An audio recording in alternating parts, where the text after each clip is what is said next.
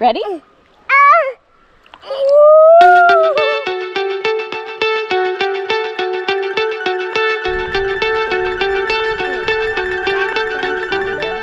It's really pretty here.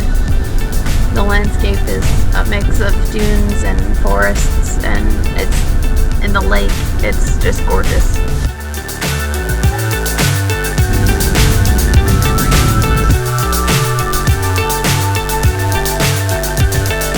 Fly so high, I'm hypnotized. What's up is down, what's left is right. Chasing stars and holding you. I can't see the end, but we'll see it through. Well, friends, good morning and welcome to Traverse City State Park. This is our second day here, and right now we're just kind of chilling, and Rachel's working, and her parents went for a walk around the campground and stuff. Our goal today is to go over to Sleeping Bear Dunes National Lakeshore. So this Traverse City State Park is a pretty good location for you if that's a destination you would like to visit. Now, I do want to fill you in a little bit on the campground and give you a little bit of a feel for it. We're site 61, I think, and so we're in the back corner, which I normally do like to book sites in the back corner of a campground because it's generally quieter. You don't get all the traffic that you would if you was on the entrance side of the campground. You'd have people going by you all the time. So if you can get on this back loop, you know, then that's a good way around that. Now we're on the corner though, closest to the road, which you can probably see the cars going by behind me. If you watch a lot of videos and you read reviews and stuff, people are gonna moan and groan about being close to this road, and listen, they're right. There is a road here, okay?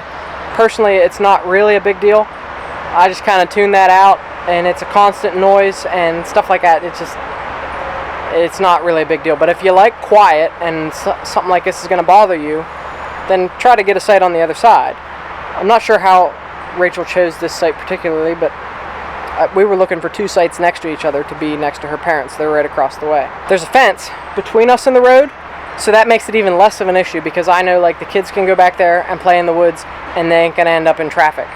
So just know that yes, there's a road, and it's not really a big deal if you can deal with a little bit of noise. You can probably hear it in the camera or whatever. And during the night, it wasn't a big deal at all. You can't hear it from inside your camper. It's not going to prevent you from sleeping. It's not like trucks and Jake brakes and stuff like that. It's just traffic. And there's a lot less traffic at night. There's a bridge down the way to get across to the beach. We showed you that last week.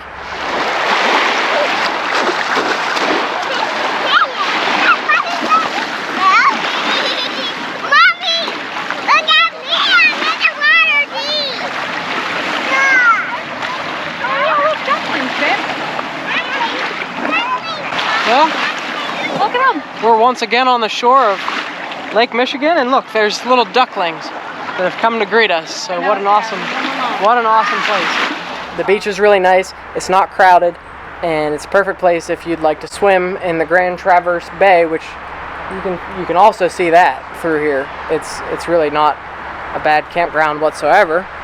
Once you're in your site, it's not a bad campground.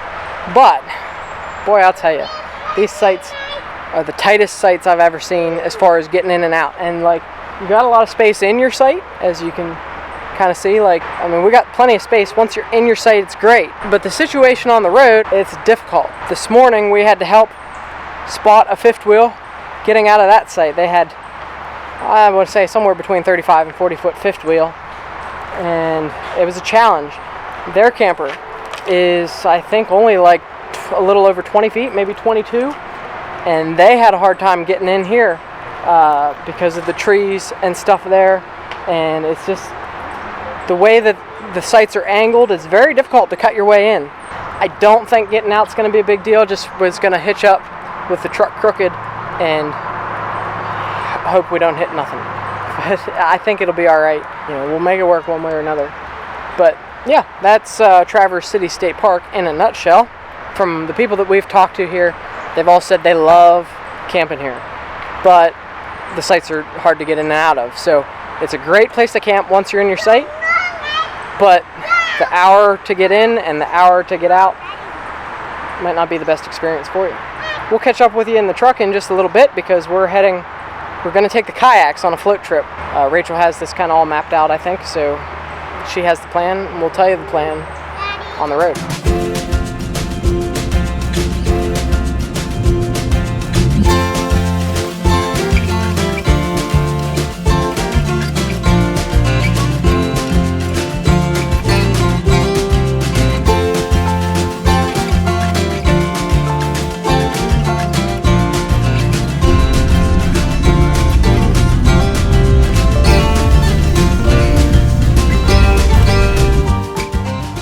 Well, friends, welcome to Sleeping Bear Dunes. Rachel has found us this float trip here. Well, we found this because we listened to the RV Atlas podcast, and this is one of their older episodes. They stayed at the Platte River campground and did this float trip. I don't remember what the sign called this particular parking area, but she Google mapped something and it brought us to here. So we should be able to float down. And supposedly it's only like a 10-minute walk back up the road. So like we're probably going to float down, leave the stuff there, and walk back at the truck and have someone in our party stay there and watch the stuff or whatever. It looks like a really calm river, nice, easy to float, lazy float, and should provide us, some excellent views of the Sleeping Bear Dunes area. And we may drive around here afterwards maybe to go find like where the actual drop-off areas and stuff. Yeah, we're gonna go find the overlook, and then if we have time on the way back, we'll stop at Moomer's ice cream. So there's an ice cream place that's famous. We're gonna stop there on the way back. Should be easy peasy. I'm gonna start getting our kayaks out of the truck, and we're gonna get moving here.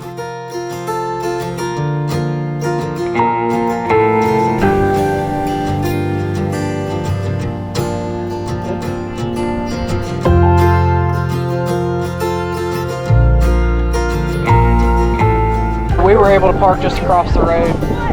There is a parking lot here, but it's full. This is a packed house here.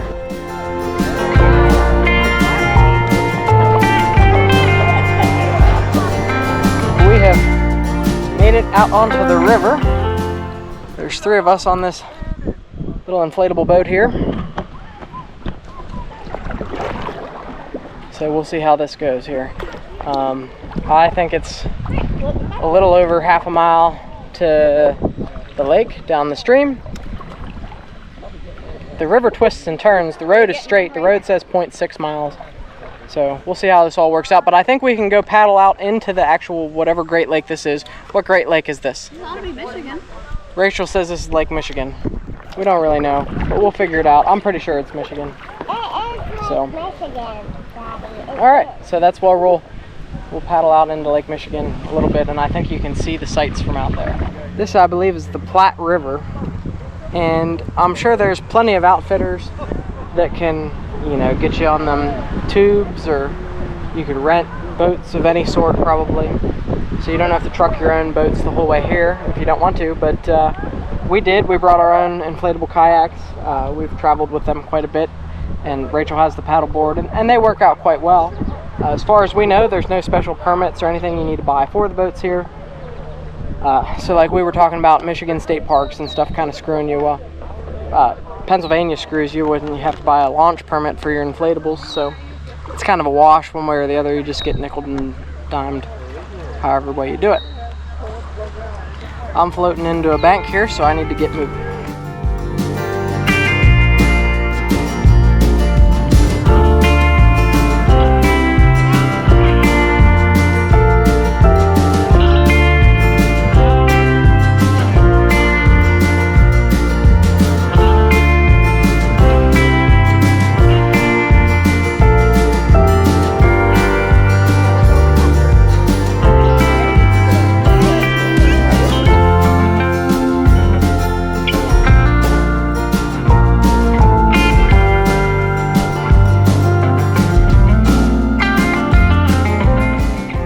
Ready?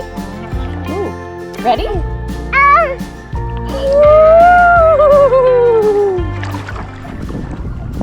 I got you, buddy. I got you. What do you think? I got you. This is nice. This is nice and relaxing. There's a lot of people, especially when you first get in.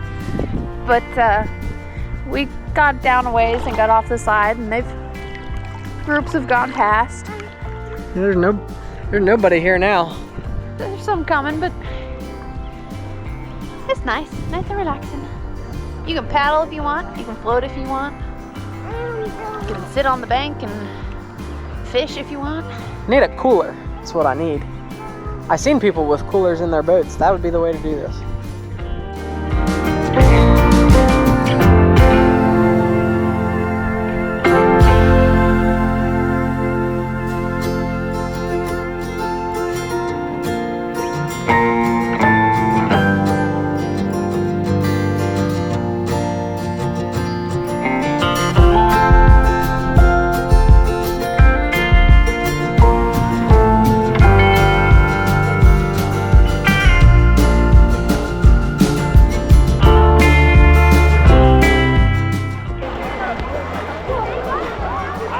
Friends, just like that, we're on a boat in Lake Michigan. Sleeping Bear Dunes is just over that way. We're gonna go over there in just a bit and try to find the overlook. Rachel should be somewhere behind me. It's hard to navigate. I don't know if generally people do this, come out here, but I thought it'd be cool. But yeah, you got to navigate your way through crowds of people, which is okay, I guess.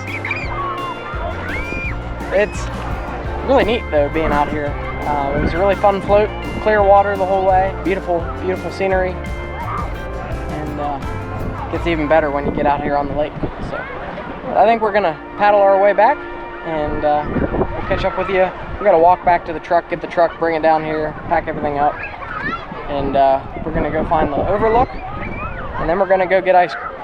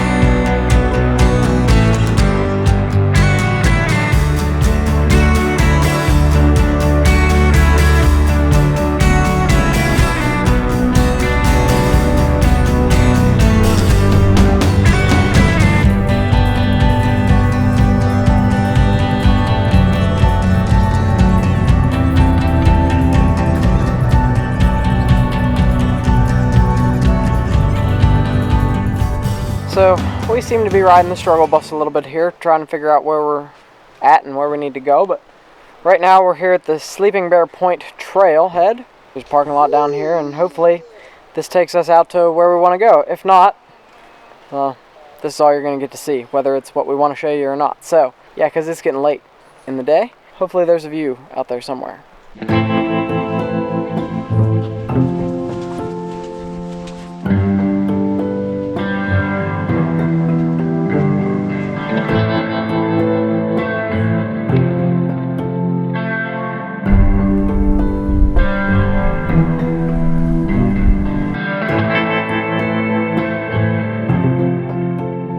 Well, hopefully you can see behind me just how blue the water of Lake Michigan is. It's actually quite impressive, and it continues to impress me every time I see it. This, I don't know if it's exactly where I had planned on taking you, but it's impressive nonetheless. Get you some views of the dunes all around. It's a pretty cool place, pretty unique. A little bit different than Silver Lake because there's some vegetation on the dunes here, whereas like Silver Lake was just straight sand. Here the grasses and trees and stuff definitely add a unique characteristic to the landscape, so it's pretty cool. Rachel and the kids and stuff is going down to the beach. Who knows, they might even get in the water. It's a beautiful day for it. It's just a beautiful day in general.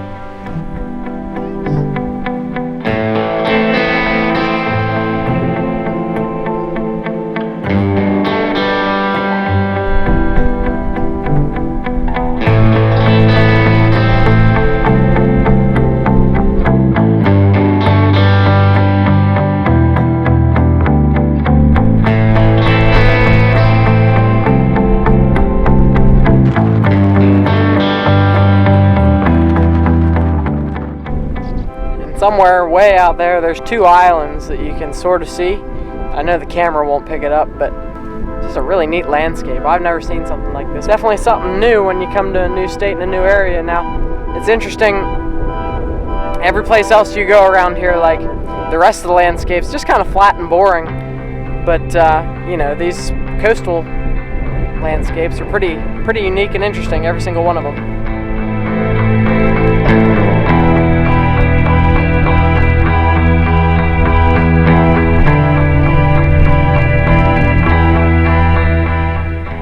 So what did you think of Sleeping Bear Dunes? I think we should come back someday. Like 1 hour is not enough it's barely enough to drive like where you need to go around here. It's really spread out, but it's also really pretty, and we need to have some more time dedicated to this area.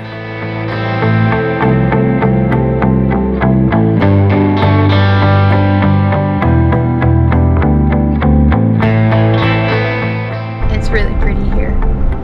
The landscape is a mix of dunes and forests, and it's in the lake. It's just gorgeous. So we need to come back and spend a lot more time in this area. Yeah, I think it's a lot more spread out here than what we realized. And